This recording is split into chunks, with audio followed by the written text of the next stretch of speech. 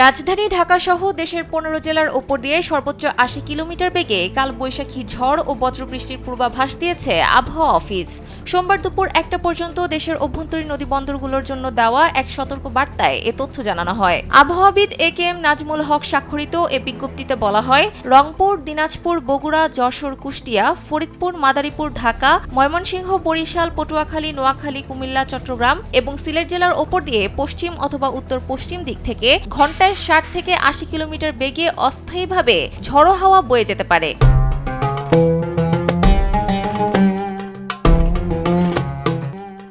সে সঙ্গে বৃষ্টি অথবা বজ্রসহ বৃষ্টি হতে পারে। তাই এসব এলাকার নদী বন্দরগুলোকে ২ নম্বর নৌ হুঁশিয়ারি সতর্ক সংকেত দেখাতে বলা হয়েছে। এদিকে আবহাওয়া অফিসের নিয়মিত বুলেটিন অনুযায়ী আজ সন্ধ্যা ৬টা পর্যন্ত দেশের সব বিভাগেই অস্থায়ীভাবে দমকা অথবা ঝড়ো হাওয়া সহ বৃষ্টি বা বজ্রবৃষ্টি হতে পারে।